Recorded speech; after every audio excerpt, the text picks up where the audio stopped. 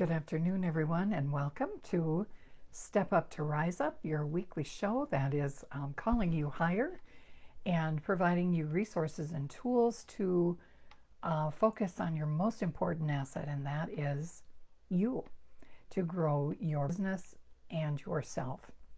So, welcome, everyone. Good to have you here today. In case we're meeting for the first time, I'm Linda Nelson, and I'm a belief mindset coach. And I provide resources and tools to help you focus on that most important asset, that being you. And today we're going to be talking about habits. And habits are one of those things that can make or break us. If you've got good habits, you can accomplish a ton. But as you know, we often revert back to some of our bad habits, and that can prevent us from having our best life. Good morning, and happy to have you join me this morning. So with that, I'm going to jump right into the topic at hand today. There's different types of habits, and we've talked about all of these, but I just wanted to separate them out for you. And you can pick, as you go forward, you can pick a couple in each area. You can work on all 5. It depends on where you are in your life and what it is you're wanting to do.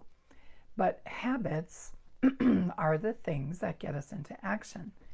And as much as possible, we want to get these habits to be on what I call autopilot, where you're not having to think about them so much. Because when they're on autopilot, it really is, it starts to define you. It is something that you do. So, for example, we have a really star pupil in the group, Barb Keith, who is a dedicated walker. And she established this habit some time ago of walking every morning. And now she does it all the time. She doesn't think about it. It's just something she does.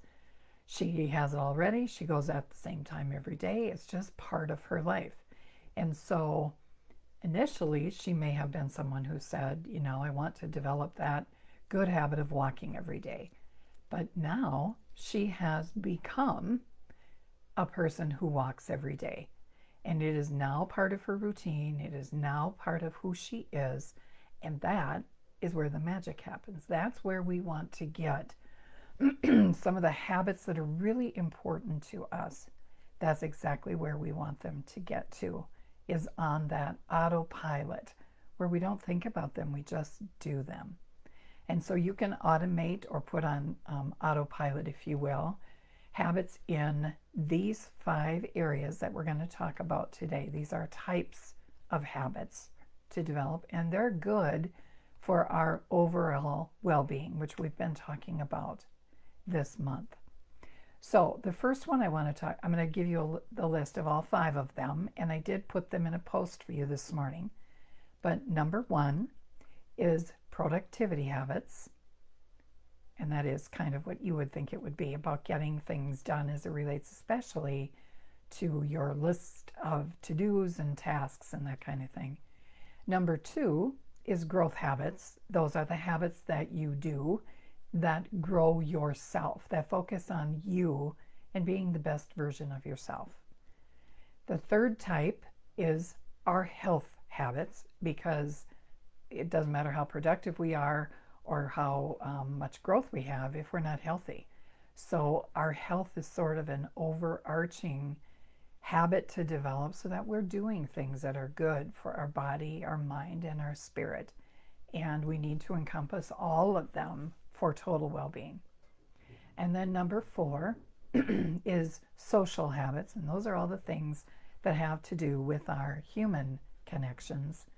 And then lastly, number 5 is what I call self-care habits. Those are things that are good not just for your body, but for your mind and your soul as well, kind of encompassed in a type of habit. So let's go over some examples of each of these types of habits. And again, if we can get these on autopilot, where we don't think about them, they're just built into our routines, which we will talk about more next week, then they become just automatic, something we do.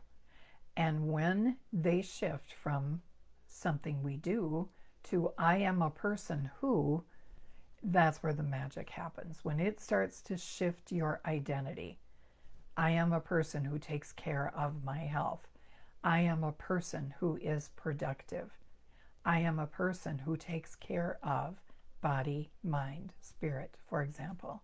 When you become that and you look at your habits as being your identity, that's where the magic happens. So let's talk a little bit about some examples for productivity habits, some things that you can start actually today. So we talked about one of these habits last week, and that is about this whole topic surrounding setting goals or setting intentions. It's really important for you to set intentions every day, to have a plan in mind about what it is you want to intend to do for that day. And that's something that you get in that habit of setting your intention every day, and it's on autopilot, it's just something you do, you can get a lot done. Another example of something that I've come across lately, I haven't tried it a lot because I generally have my morning routine kind of set the way I have it set. But there was a suggestion out there about implementing something called the 1 minute rule. And that 1 minute rule is taking a look at those things you have in your day to do that are only going to take you a short time to do. The 1 minute rule. And, again, this is not legalistic or anything like that. It's just something, those quick things that you need to get done. Maybe get your kids out the door or load the dishwasher, clean the bathroom sink, something like that. But the suggestion is do as much as you can of those 1 minute, they don't take long activities, and do them right away. Get them off your do list right away. So that's kind of, setting your intention to do those quick 1 minute rule kind of tasks in your day. And then another productivity hack or productivity habit to develop is something I introduced you to back in our Ready, Set, Grow challenge. And that was a kind of take a look at your whole week, pick a day that you kind of review your week coming up. And I called mine the Sunday Summit. I just took 20 minutes or so on a Sunday afternoon, took a look at my week, and planned out my intentions for the week. And on those days where, it was busy with appointments or coaching calls or whatever that might be, I just didn't put a lot of intentions other than those things on that day, and rather would move my intentions that needed a little bit more focus on other days. But the idea there is to look at your whole week at a time and then make your intentions known at that time of the things you want to accomplish for the week, and then break them down into which days that you'll do that. And I call mine my Sunday Summit. So that's something you can try. If you didn't do it yesterday, obviously you can do that this afternoon or tonight, first thing tomorrow, whatever works for you in your schedule. So those are a couple of productivity habit examples. Number 2 are growth habits. And this is important to you as a person that is looking to be your best self. You want to continually improve yourself. And so those growth habits, or that type of habit, is all those things that help you develop you as a person, where you grow and you learn, and just you're that lifelong student that's constantly looking to improve herself. And some of those things could be, every week, every month, whatever time frame you want to do to learn something new. Maybe you want to take up knitting or take up a yoga class or something that you haven't tried before. Think about those things that will continue to challenge either your body, your mind, or your spirit. But plan on learning something new. You might spend just 5 minutes of your time on your favorite app to get you going in the morning. For example, I have one that I use called Encounter, and it's about 15 minutes, but it's one that kind of leads me in a deep meditative state as it relates to scripture, and that is part of my morning routine. In the past, I have done what's called first five in the morning, where your first 5 minutes are devotion time. And there's an app for that where you can do it right on your phone. Many of you know that I created the Grow on the Go app precisely for this reason, so that you can grow yourself in those free moments that you have that don't take a lot of time, but focus on you and your personal growth. So Grow on the Go is another one of those things that you can do. You may decide to read a set amount of pages or a chapter in a book that you're reading, and your intention then is to get that done. Those all help to develop that growth habit. Number 3 are health habits, and this is some of those habits that we do that, again, we want to get on autopilot, and we're already doing them, some of us already, like washing our face and putting on moisturizer, putting on makeup, getting dressed, brushing your teeth. All of those things are automatic. We just do them. But you can incorporate some additional habits that will help support your health and take some of the stress out of ensuring that you do that by just building that into a routine. And again, we'll talk about that more next week. But a few of those health habits might be to drink at least 8 glasses of water a day. Maybe you want to be more intentional about that habit. That's one of those habits that are so important and are so beneficial to your body that really don't take a lot of time, but do take a lot of intention. And then tracking them obviously makes the effort that you put into it grow, because anything we track grows. You might plan to take a walk, or intend to take a walk 3 times a week, say, or once every afternoon for a break, that kind of thing. But walking is one of those things, again, our bodies are designed to move, and so moving your body every day is one of those really good health habits to develop. A third one you might want to try is having a set bedtime and wake time to kind of get that rhythm of your body in a good way for you. And sleep, again, is one of those really important habits to develop. And if your sleep habits aren't what you want them to be, setting a set time to go to bed and a set time to wake up that are consistent every day is really beneficial for your body. So that's number 3, health habits. Number 4 are social habits. We are very social creatures, and it's important, with all the distractions and all the things that we're required to do, to keep in touch with friends.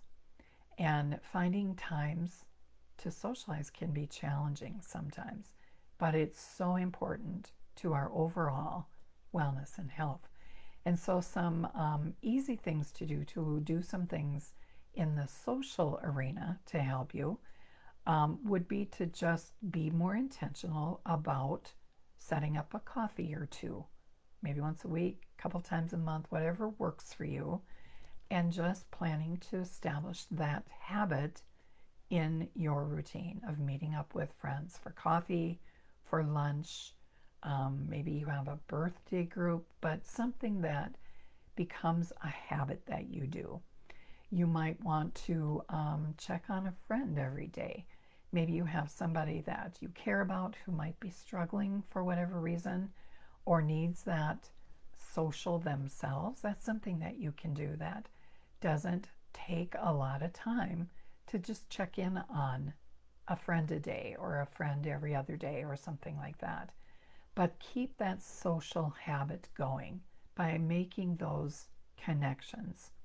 What I often do is, when I get some tasks done in the morning, I look at that as like a reward, and I treat myself to a conversation. So I may have a phone call, I may jump on a Zoom with somebody, but the important thing is I connect with people socially. That's really important. And then lastly, and I've kind of lumped these into what I call the self-care habits.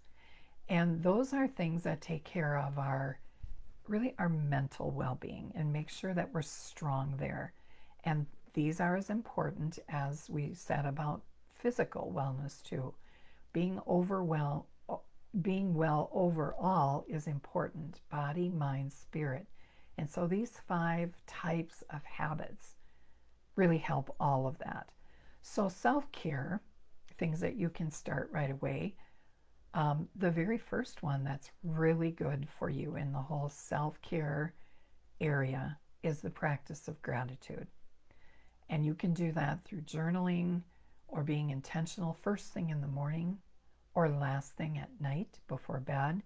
But establishing that gratitude habit is really important.